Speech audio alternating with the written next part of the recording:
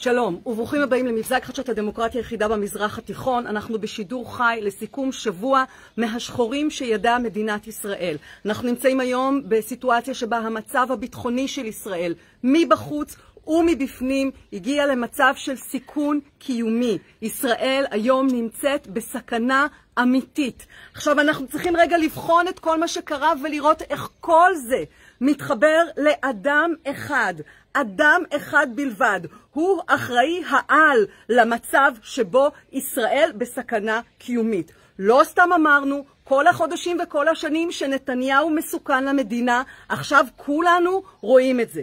אנחנו נמצאים במצב שבו רקטות ניחתות על חצי מהמדינה. אנחנו נמצאים במצב שבו אנרכיה משתוללת ברחובות, אלימות, ונדליזם, לינצ'ים, פוגרומים, פרעות, הצתות. אנחנו רואים את זה גם בקרב יהודים, גם בקרב ערבים. אנחנו רואים שאין ביטחון לאנשים, אין ביטחון לאזרחים, לא ברחובות אבל גם לא בבתים. אנחנו רואים את היחסים בין היהודים לערבים בשפל חסר תקדים שלא היה כמותו. כשהוא נשען השפל הזה על הליבוי שעשה נתניהו של השנאה. נתניהו 12 שנה בשלטון והוא משסה אותנו זה בזה, והוא הביא לליבוי השנאה וגם עשה דלגיטימציה למפלגות הערביות לאורך השנים, ולמעט עכשיו כשהוא פתאום היה צריך אותם. נתניהו הוא הפירומן הראשי של כל מה שקורה כאן, אבל בעיקר של מדורת השנאה בחברה הישראלית. אנחנו רואים משטרה מוחלשת. אנחנו רואים אותה מוחלשת בשנים האחרונות, בפרט מאז שנתניהו הפך בעצמו לחשוד ואחר כך לנאשם. אנחנו רואים את ההסתה של נתניהו במשטרה, אנחנו רואים את נתניהו מסית את כולם בעצם לעבור על החוק ולעשות פרעות בחוק. הוא זה שלא מציית, הוא זה שמבחינתו שלטון החוק זה איזשהו משהו אמורפי, הוא זה שגרם לכך ששנתיים לא מונה מפכ"ל המשטרה. שאתם רואים מה קורה היום ברחובות ואתם אומרים איך המשטרה לא מתפקדת, איך הם לא מגיעים, איך הם לא נמצאים, תשאלו את עצמכם, שנתיים למשטרה הזאת לא היה מפכ"ל. ואז כשהם כבר מינו מפכ"ל, איזה מפכ"ל הם לקחו? הם לא מצאו את המפכ"ל הכי קומבינטור שהם יכלו, נבלמו להם כל מיני ניסיונות. אז מה הם עשו? הם לקחו מפכ"ל שלא דמיין שהוא יהיה בכלל מפכ"ל, הקפיצו אותו, הוא אפילו לא היה מפקד מחוז, ואז הם קיבלו מפכ"ל שהוא לפחות בנקודת הפתיחה אסיר תודה למי שמינה אותו ולמי ששם בידיו את התפקיד הכל כך נחשק. עכשיו אנחנו נמצאים שבועות בודדים אחרי אסון מירון. זה קרה לפני רגע. אנחנו איבדנו 45 אנשים. יש שם ילדים ובני נוער. והאסון הזה בינתיים מטויח ולא נחקר. לא בוועדות חקירה ולא בשום דבר. הדבר הזה כלום לא קורה. זה גם חלק מההתפרקות הכוללת. אני רוצה להזכיר לכם, אנחנו בלי תקציב. אנחנו בלי תקציב. נתניהו מנע העברה של תקציב, וכל זה כשאנחנו נמצאים בתחילתו של המשבר הכלכלי של הקורונה. מה שהיה עד עכשיו זה עוד כלום. כל הכספים שנתניהו לקח כדי לחלק אותם, כל זה הולך להתהפך עלינו עכשיו. אז אנחנו בלי תקציב, עם משבר כלכלי, אנחנו בלי פרקליט מדינה, אנחנו עם שורה ארוכה של הרבה מאוד מינויים. זוכרים שלא היה שר משפטים לחודש? אנחנו נמצאים במצב של כישלון טוטלי של ראש ממשלה. כל ראש ממשלה בכל מדינה נורמלית על 10% מזה, על 2% מזה, היה הולך הביתה, היה מגורש מהעיר בבושת פנים. כל ראש ממשלה בכל מקום אחר. מדינת ישראל נמצאת בהתפרקות והתפוררות וסכנה קיומית. אנחנו חייבים קודם להבין את זה. והדבר השני שאנחנו צריכים להבין זה שיש בן אדם אחד שאחראי לזה. והוא אחראי לזה לא רק במחדל ולא רק בגלל חוסר כישרון או חוסר יכולת. הוא אחראי לזה במעשה, בכוונת מכוון. יש כאן תוכנית סדורה. יש כאן הסלמה מתוכננת ומתוזמרת על ידי נתניהו. הוא עושה את זה באמצעות הכהניסט בן גביר.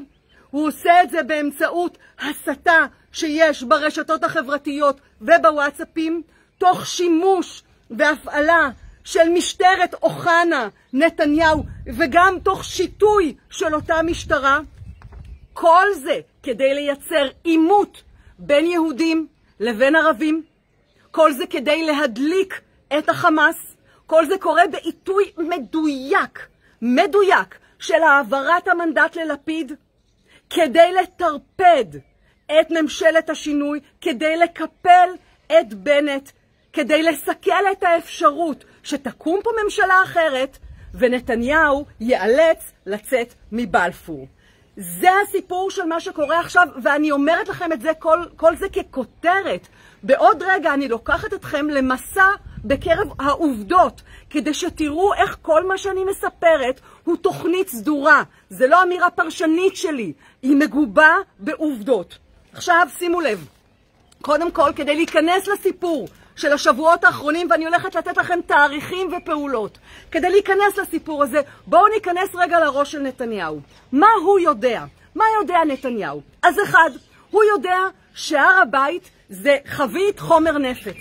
את זה הוא יודע. את זה כולם יודעים. ראינו את זה כבר בעבר. הוא יודע את זה. שתיים, מה עוד נתניהו יודע? הוא יודע, הוא שם לב לסיפור, עוד לפני שזה הסלים, הוא שם לב לסיפור בשייח ג'ראח. הוא שם לב, והוא יודע, שהסיפור של היחסים בין היהודים לערבים, אחרי שנות ההסתה הרבות שלו, הוא סיפור נפיץ נוסף, שאפשר להתיישב על זה. מה עוד אנחנו יודעים שנתניהו יודע? אנחנו יודעים שבן גביר, הכהניסט שנתניהו דחף לכנסת, אנחנו יודעים שבן גביר המליץ לנתניהו בראיון ברדיו, בכל ברמה, לנתניהו לצאת למבצע צבאי כדי לסכל את ממשלת השינוי. ואתם יודעים מה אנחנו עוד יודעים? אנחנו יודעים שלפני שנה, בבחירות מועד ג' במרץ, נתניהו סיפר שהציעו לו להבעיר את המזרח התיכון על ידי זה שהוא יאפשר ליהודים לעלות להר הבית וככה לנצח את הבחירות. הוא סיפר אז שהציעו לו את זה, והוא דחה את ההצעה. אופס, דחה את ההצעה. מה זה דחה? שמר אותה לזמן שיהיה לו נוח. זאת אומרת, הבערת המזרח התיכון זה כתוכנית פוליטית כדי להישאר בשלטון. זה לא המצאה, זאת לא קונספירציה. זה רעיון ממשי שעלה, שנתניהו דיבר על זה. ובכן, הוא סיפר שהוא דחה את זה, הופ, הנה שנה אחר כך הוא מממש את זה. עכשיו אני רוצה לקחת אתכם למה שקרה בשבועות האחרונים בתאריכים. תבדקו אותי, תבדקו את האירועים. אנחנו קודם כל מסתכלים, כל האירועים מתחילים עם בעצם תחילת חודש הרמדאן. חודש הרמדאן, אנחנו מדברים על התקופה הקדושה בדת האסלאם, תקופה רגישה בכל מקרה, זה יודעים כל גורמי מערכת הביטחון וכל גורמי השלטון. ובתקופה הזאת שימו לב מה קורה. קודם כל, נתניהו מניח את התשתית. הוא עושה הכנה, הוא מכין את הקרקע, וזה קורה סביב קבלת המנדט שלו. נתניהו מקבל את המנדט ב6 באפריל, ואז מתחיל רצף הפעולות הבאות. שימו לב, 3 ימים אחר כך, אחרי קבלת המנדט, ו3 ימים לפני תחילת חודש הרמדאן, ב9 לאפריל, הוא קיבל ב9 לאפריל, יש הפגנה בשכונת שייח ג'ראח. אבל צריך להגיד, אתם זוכרים את ההפגנה שבה חבר הכנסת עופר כסיף קיבל מכות מהשוטרים ונשברו משקפיו? באותה הפגנה, לראשונה הגיעו כוחות משטרה באופן מתוגבר שלא היה קודם. מדובר בהפגנה שהיא מתנהלת כבר שבועות וחודשים בשכונת שייח ג'ראח, ומגיעים אליה פעילים ואנשים, והיא הפגנה שהיא לא אלימה והיא שלווה. היא אומרת את הטקסטים הנוקבים, הדברים נאמרים שם בצורה נוקבת, אבל היא הפגנה לא אלימה. עד אותה הפגנה של 9 באפריל, כוחות המשטרה היו אדישים להפגנה הזאת, עמדו מהצד והתבוננו. באותה הפגנה החליטו להיכנס באנשים, ואז תקפו גם את חבר הכנסת עופר כסיף. תזכרו את הנקודה הזאת, איפה דברים מתחילים. עכשיו אני לוקחת אתכם 4 ימים אחר כך, 13 באפריל. חודש הרמדאן מתחיל ב-12 באפריל. 13 באפריל המשטרה, בניגוד למה שהיה נהוג כל השנים, למעט מקרים חריגים שזה לא היה הפעם, בניגוד לנוהג ולמקובל, המשטרה סוגרת את המדרגות בשער שכם. אלה מדרגות שמובילות לכניסה, ובעצם המתפללים והאנשים שצמים ברמדאן, זה רחבה מרכזית עבורם, זה שער כניסה מרכזי עבורם. המשטרה מחליטה לשים שם מחסומים, ובעצם מייצרת בעצמה את ההצסה, את מוקד ההצסה הגדול, המשמעותי והראשון בעניין הזה. עכשיו, אנחנו רואים בשלב הזה את הצעירים המוסלמים במזרח ירושלים זועמים ומאבדים את הפחד מול המשטרה ומתחילים בהתפרעויות, אוקיי? אבל תשימו לב, זאת תגובה למשהו שהמשטרה עשתה ויכלה בעצמה לא להיכנס לבור הזה, אוקיי? הלאה. אנחנו רואים, זה היה ב-13 באפריל, 5 ימים אחר כך. נחשו מי מגיע לשער שכם, כי באמת רק הוא היה חסר שם. בן גביר, יחד עם סמוטריץ', מגיעים לשער שכם. ואז בימים שאחר כך, אנחנו מדברים על אפריל, פתאום מתחילות להסתובב חבורות וכנופיות של אנשים ברחובות ירושלים ובמזרח ירושלים, עם קריאות של מוות לערבים. כל זה עוד רק באפריל, אנחנו עכשיו במאי, כן? אבל שתבינו איזו עבודת הכנה נעשתה כאן, איזו עבודת הכשרת הקרקע נעשתה כאן. בהמשך שואלים את המפכ"ל לגבי הסיפור של המחסומים על המדרגות של שער שכם, והוא נתפס בשקר, הוא אומר אנחנו עשינו את זה תמיד, מראים לו שהוא לא עשה את זה תמיד. בשנייה המשטרה מחליטה שהיא מפרקת את המחסומים, ובעצם בהתקפלות הזאת המשטרה נותנת יותר כוח לפורעים, לאותם צעירים שמתפרעים ומיידים אבנים וכו'. באותה התקפלות הם נותנים להם יותר כוח, כי הצעירים אומרים וואלה זה משתלם.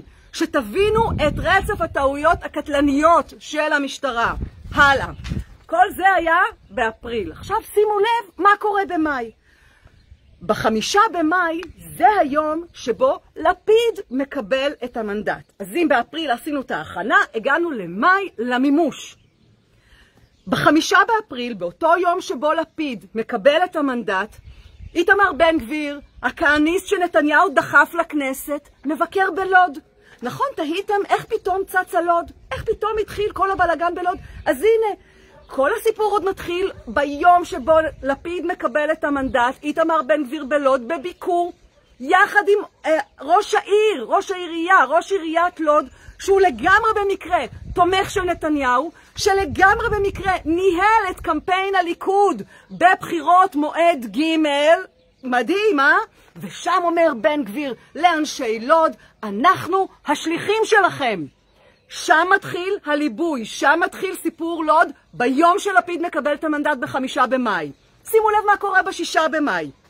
בן גביר פותח את הלשכה שלו, לשכה המאולתרת שלו בשכונת שייח ג'רח, אוקיי?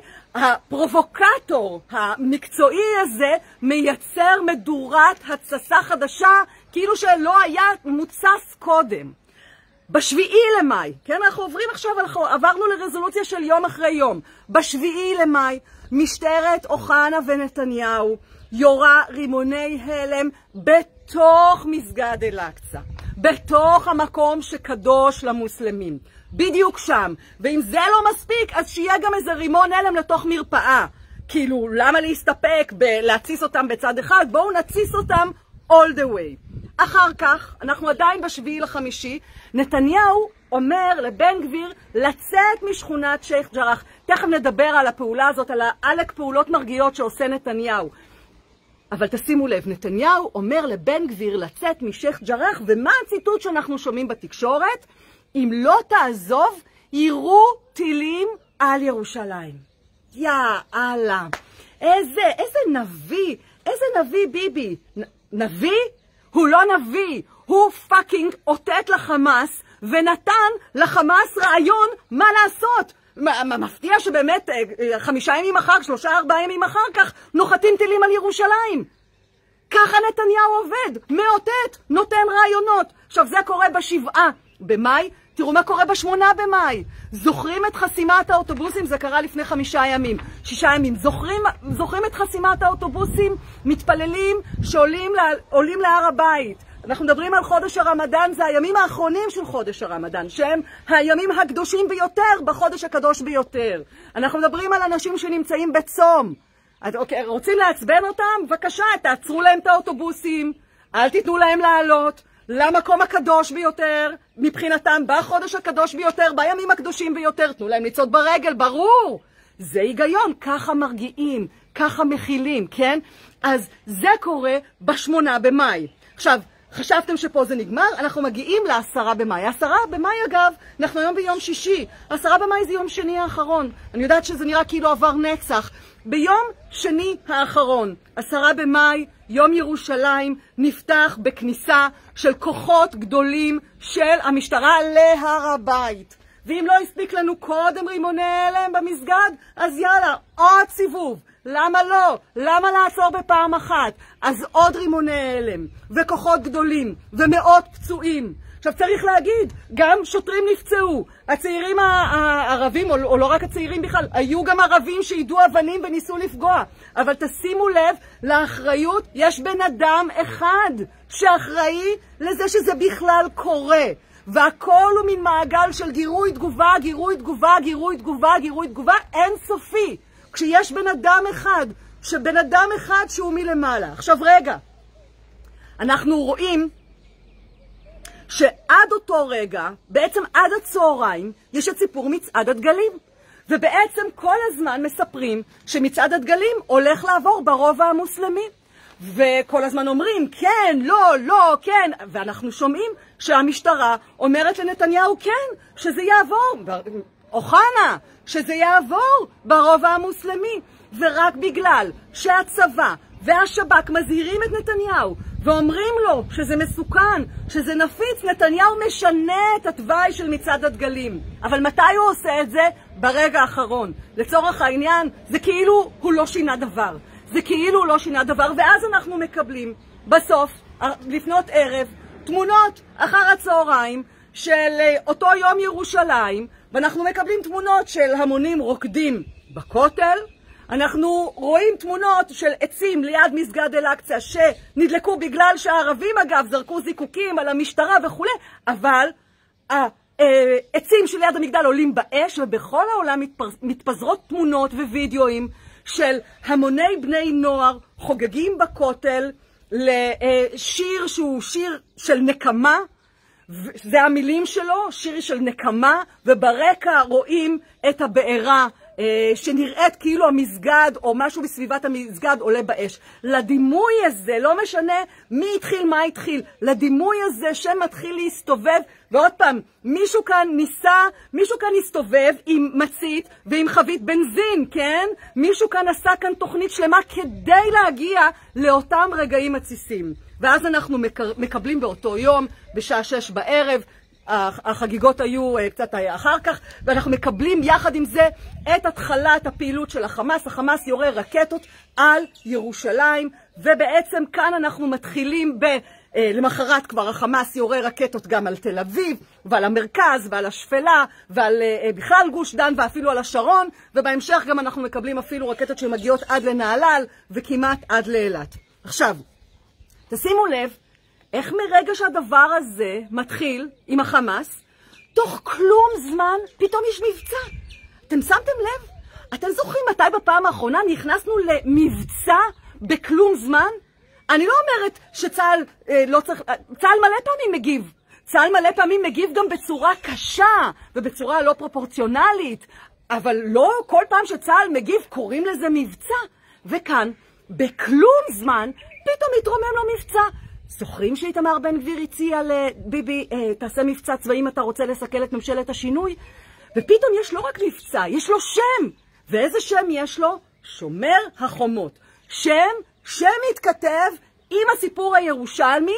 תכף נדבר על איך זה גם קשור לחמאס, אבל תשימו לב שדקה אחר כך בכל הערים המעורבות האלימות כבר מתפרצת, ואני רוצה להזכיר לכם שאנחנו ב-11 וב-12, בעצם השבוע, ימים שלישי ורביעי, שמתפרצת האלימות בערים המעורבות,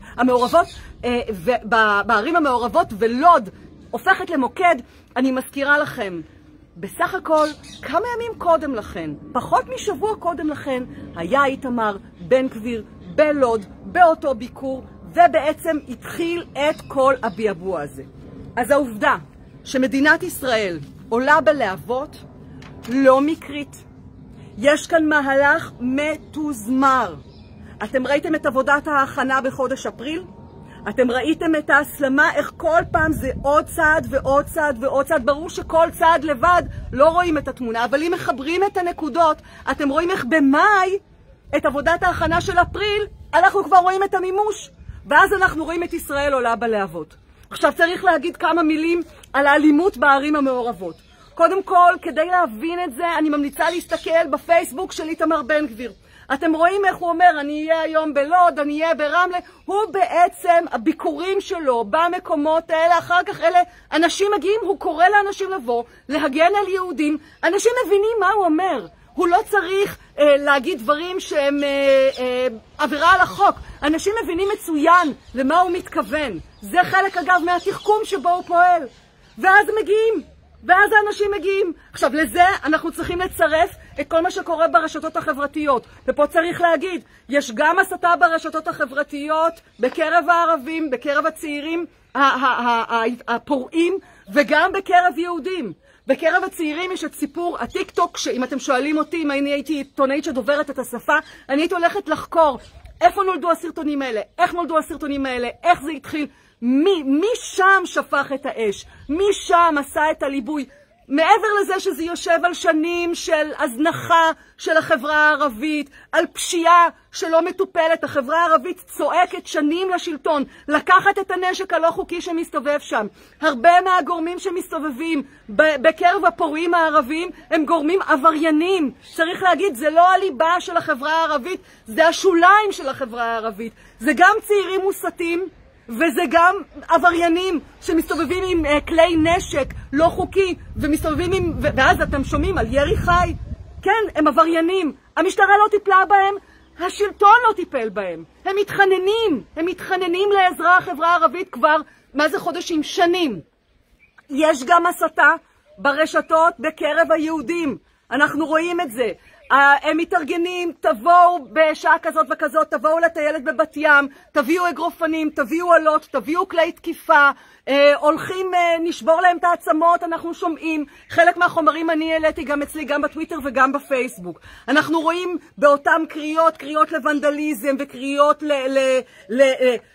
הכל תחת, כן, תחת הנרטיב של להגן על יהודים, אבל אנחנו רואים איך זה מוביל לפרעות, לאלימות, ללינצ'ים, לוונדליזם ולאש ברחובות. עכשיו, אני עוד פעם אומרת, יש פעולה ואז יש תגובה, ואז יש פעולה ואז יש תגובה, ואתה כבר לא יודע איפה זה התחיל.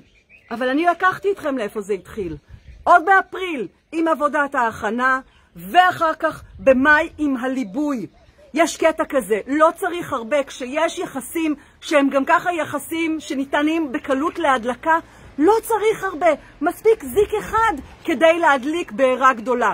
וכאשר גם ככה במשך שנים יש הסתה וליבוי של שנאה, אז לא צריך הרבה ברגע שבו אתה רוצה כדי להדליק את חבית הנפץ הזאת. עכשיו צריך להגיד, גם הפרעות של הצעירים הערבים וגם הפרעות של היהודים, בין אם הם צעירים או לא צעירים, אני לא יודעת, לא בדקתי את זה.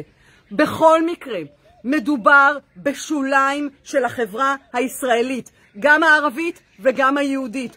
הרוב המוחלט במדינה הוא שוחר שלום ורוצה שקט ורוצה לחיות את חייו.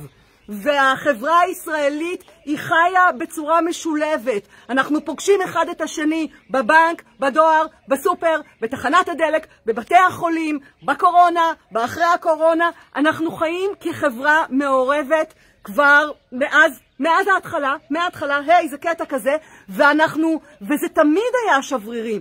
אבל שלטון אמור לחזק את היחסים בינינו, ולא לנסות לפרום אותם. כי האיום הקיומי הכי גדול על מדינה זה כשהיא מתפוררת מבפנים, לא האויבים החיצוניים, אלא האויבים מבפנים, ההסתה מבפנים, הליבוי מבפנים. והרוב הוא לא במשחק הזה. הרוב רוצה שקט, הרוב מתנגד לאלימות של כל הצדדים. עכשיו, בואו ניקח אתכם רגע לעוד פרק אם אתה רוצה לעשות תעמולה ולעבוד על הציבור שלך, that's how you do it. ועכשיו הגענו לפרק שנקרא פעולות מרגיעות. נכון שמעתם שנתניהו עשה פעולות מרגיעות? נכון שמעתם שסיפרו לכם, אבל נתניהו עשה הכל כדי למנוע את ההסלמה, זה הנרטיב השקרי, כן? הוא עשה הכל כדי למנוע את ההסלמה, תראו מה הוא עשה. בואו נעבור על מה הוא עשה ותראו עד כמה זה לא רק לא הרגיע, אלא ליבה, ואיך בעצם נתניהו מנסה להתכסות כאן בעלי תאנה בשביל ועדת החקירה שעוד תבוא אני מקווה. ראינו את ההתקפלות במחסומים עם שער שכם, מה שסיפרתי לכם קודם. כמובן שההתקפלות הזאת הייתה מאוחרת, אבל לזה קוראים פעולות מרגיעות. בעצם פתאום הסירו את המחסומים שיצרו את הליבוי מלכתחילה ביוזמה של משטרת אוחנה נתניהו. אחר כך אנחנו רואים את הקריאה של נתניהו מבן גביר לצאת משכונת שייח' ג'ראח. וואו, באמת, אחרי שאיתמר בן גביר כבר הבעיר מדורת ענק במזרח ירושלים, אז נזכר נתניהו להגיד לו, תוך ווינק ווינק רמז לחמאס מה לעשות, להגיד לו לצאת. איזה פעולה מרגיעה זאת. ואז אנחנו רואים את זה שנתניהו מחכה לרגע האחרון כדי להזיז את התוואי של מצעד הדגלים. רק ברגע האחרון הוא עושה את זה. למה תשאלו את עצמכם? ואנחנו רואים אותו רק באיחור, אחרי שכבר איזה יומיים ברחובות משתוללת אנרכיה, או 3 אפילו, רק באישון לילה, פתאום הוא נזכר להגיד שבעצם רגע יש אלימות, גם אלה וגם אלה. אבל אתם יודעים מה? אפילו הקריאות שלו להימנע מאלימות, הן נשמעות בטונים, תקשיבו לאיך נתניהו, שאגב ב-12 בלילה הוא מעלה את הסרטון, כן? ב-12 בלילה הוא מעלה סרטון אחרי שכל היום לא צייץ דבר חוץ מעל הבן דוד שלו שמרון וסיפור הצוללות, כן, תתהו. אז הוא מעלה סרטון ואומר שלא תהיה אלימות מאף אחד מהצדדים, ובאיזה טון הוא עושה את זה? בטון שהוא לעומתי, בטון שהוא מציס, בטון שהוא מלבה. אתם מבינים? המדיום הוא המסר. עכשיו, בעצם מה זה הסיפור הזה של הפעולות המרגיעות? זה עלי התאנה להתכסות בו בשביל נתניהו. למעשה, נתניהו מנסה לארגן לעצמו אליבי, והוא בכלל הפירומן הראשי. הוא המצית הלאומי, המסית והמצית הראשי, האחראי העל. הוא הפירומן הראשי, והוא מנסה לארגן לעצמו אליבי בדמות, אבל עשיתי פעולות מרגיעות. וואו. אוקיי. סיכום, כמעט סיכום, רבע לסיכום, עוד שנייה סיכום. מה אנחנו יודעים? 1. שמפכ"ל המשטרה אמר לנתניהו ולאוחנה שבן גביר הוא זה שאחראי לאינתיפאדה היהודית הזאת, כן? לכל הצד היהודי. טוב, זה מציס, אמרנו, גירוי תגובה. אז שבן גביר אחראי להצסה הזאת, לאינתיפאדה הזאת. מה עשה נתניהו כשהוא שמע את המפכ"ל אומר את זה? זה היה בישיבה עם עוד הרבה מאוד אנשים. שתק. מה אומרת השתיקה הזאת? הסכמה. זאת אומרת, אתם רואים שנחשף נתניהו שלח את בן גביר לעשות את זה כשמעמידים אותו מול המראה, מול האמת הזאת הוא שותק, לא אומר מילה. מה אנחנו עוד יודעים? למדנו גם שאמן הזהיר בחודש האחרון את הממשלה מהאירועים במזרח ירושלים, והוא אמר שזה נפיץ. זאת אומרת, כוחותינו המקצועיים יודעים הכל. הם יודעים הכל. זה השלטון שבחר להתעלם מזה. ולא רק להתעלם, לתקוע אצבע בעין. הנה ככה. לתקוע אצבע בעין. לכולם כדי להציס, כדי ללבות. וכל זה כדי שבתזמון מדויק. שברגע שלפיד מקבל את המנדט, הכל יבער. ואז המפלגות הערביות ייקחו שהות. אולי ייקחו שהות, ייקחו אחורה, אולי יעשו ויברח. וגם אם הן יחזיקו מעמד, שהמבצע לקיפול בנט יצליח. עכשיו, אנחנו בעצם רואים כאן מהלך שהוא מתוכנן ומתוזמר. אנחנו רואים כאן את סדרת הפעולות, אנחנו רואים את השליחים, אנחנו מחברים את הנקודות ואנחנו רואים את אחראי העל.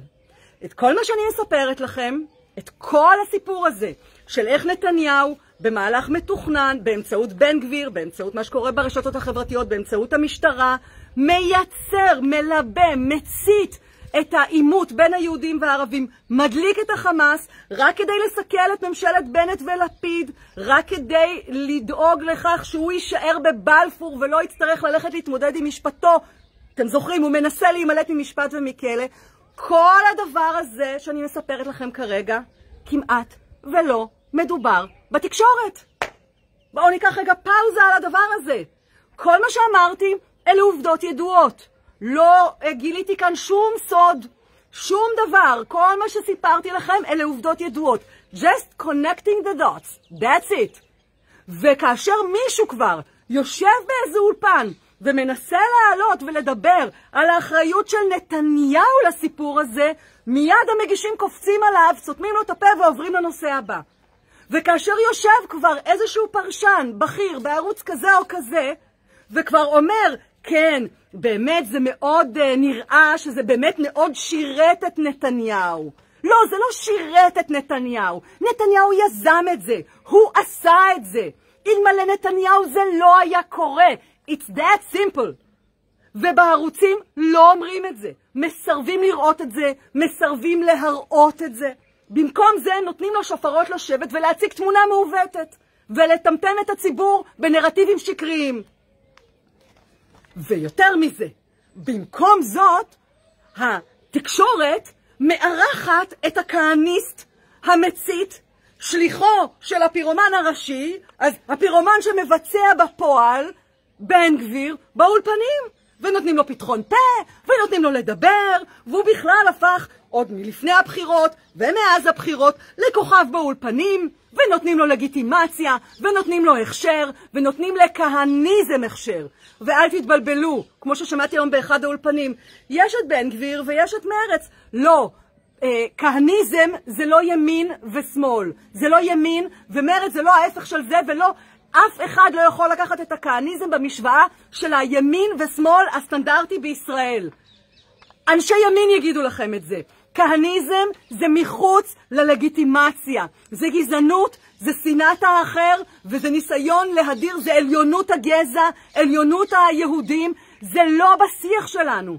בטח לא עם שהקים מדינה 3 שנים אחרי שהסתיימה שואה, שבדיוק עשתה את זה. אז לא, כהניזם לא לגיטימי, אבל באולפני הטלוויזיה הוא כן לגיטימי. באולפני הטלוויזיה בן גביר אורח. ואם אתמול התברר בפרסום גם בחדשות 12 וגם ב-13 שבמשטרה אומרים שבן גביר הוא המצית של האינתיפאדה הזאת, אז מה עושים היום האולפנים? מזמינים אותו לאולפן כדי להגיב, כדי לענות. נכון, לא נכון, אולי זה לא נכון. מה אתה אומר, בן גביר? אתה באמת הדלקת? אתה באמת הצטת? באמת הסתובבת עם פחית של בנזין ועם מצית? באמת עשית? בוא תספר לנו. אנחנו נורא רוצים להקשיב, אנחנו רוצים להכיל אותך. אתה כזה כהניסט מחמד. אוקיי, זה מה שקורה בתקשורת. גם לא מספרים את האמת, גם מספרים דברים שהם מעוותים ושקריים ומושיבים את כל השופרות וסותמים את הפה למי שכבר רוצה לדבר, וגם נותנים את ההכשר והלגיטימציה למחולל של השנאה, לשליח של הפירומן הראשי, למצית התבערה בירושלים ובמדינה, ובגללו, בגלל נתניהו, באמצעות בן גביר, המדינה עכשיו עולה בלהבות. בוא נשב לשיחה באולפן על זה. אחרי כל זה צריך להגיד, ועכשיו זה הסיכום, בחיי. המבצע לקיפול בנט, או המבצע לסיכול ממשלת לפיד בנט, אמנם הצליח לנתניהו, אבל זה כל כך רחוק מלהיות אקורד הסיום של האירוע שנקרא הוצאת נתניהו מבלפור. אני יודעת שיש אנשים שחטפו אגרוף בבטן מזה שבנט פתאום מתקפל, אבל אתם צריכים לראות את זה בדיוק הפוך. בנט, אם אחרי 3 ימים הוא מתפרק לנו ולא עומד בלחצים, סימן שהוא לא נועד. סימן שממשלת בנט לפיד לא הייתה צריכה לקום. סימן מה זה סימן? אם הוא לא בא, אם הוא לא לקח את מה שהוצע לו, משרת ראש ממשלה, לא סתם, להיות בתפקיד היסטורי של ממשלה שהיא מאחה, ממשלה שהיא מתקנת, ממשלה שהיא ריפוי לפצעים ולשסע, ממשלה שתחבק את החברה הישראלית. באמת, התפקיד שניתן לו הוא תפקיד בשיעור קומה, בשיעור... זה פשוט לא יאומן איך נותנים לבן אדם את ההזדמנות ההיסטורית הזאת בידיים, והוא מתקפל. אז אם הוא יתקפל, סימן שלא נועד. עכשיו, מה זה לא נועד? טוב שהוא לא בא. אם זה מה שעמד להיות ראש הממשלה הראשון בקדנציה שניתן ככה לקיפול, לא צריך. מה זה לא צריך? מזל שלא קיבלנו את מקופלת בנט כראש ממשלה. תודה רבה, שלום. ומחנה השינוי, אל תעיזו להתייאש. המאבק הזה מתקדם, ולפעמים יש, איך נקרא לזה? זה לא סתם פיתולים בעלילה. הפיתולים האלה מדייקים את המצב. זה נכון, אנחנו כולנו פה משלמים, הציבור הישראלי משלם מחירים קטסטרופליים על מה שקורה כאן. פצועים, הרוגים, טילים, ילדים, מבוגרים, אלוהים ישמור.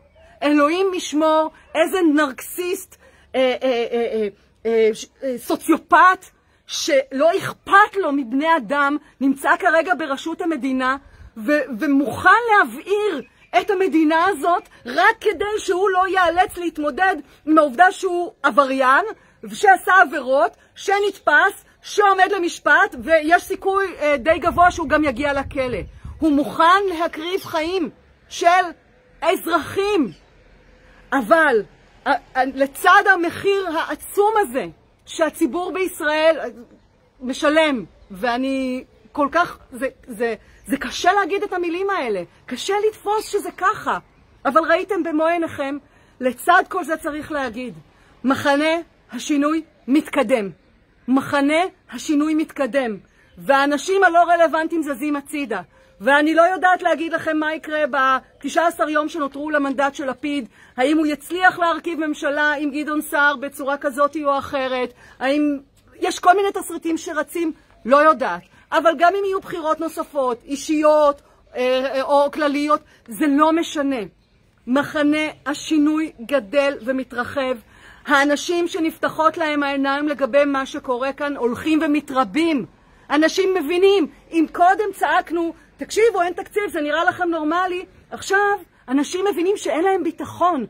את כל מה שהזהרנו מפניו, כל הזמן, חודשים שאני עומדת כאן וצועקת, מה זה חודשים? שנים, שאני עומדת וצועקת, נאשם בפלילים ומסוכן למדינה. כל הדבר הזה עכשיו אנשים רואים בעיניים שלהם. הם רואים בעיניים שלהם, הם חווים על הבשר שלהם. הם כלואים בבתים, הם מפחדים לצאת, הם מפחדים לנסוע אחרי שעה מסוימת. הם מבינים את ההזהרות שלנו שנתניהו מסוכן למדינה. ולכן, ובגלל שרוב הציבור גדל והוא ער והוא מתרחב והוא נחוש להציל את המדינה, כי הוא מבין באיזו סכנה אנחנו נמצאים, הנה, עינינו הרואות, בדיוק בגלל זה. התקווה תנצח. יש מספיק אנשים שהם גם ערים, שהם גם מבינים, ושהם נחושים, כדי לא לוותר ולהמשיך עד שאנחנו ננצח. זהו, אז קחו נשימה, ואנחנו פשוט ממשיכים. זה הכל. עד כאן, מבזק חדשות הדמוקרטיה היחידה במזרח התיכון. שבת שלום, שבת של שקט, של בשורות טובות. תהיו חזקים, אל תשכחו לנשום, וממשיכים. להתראות.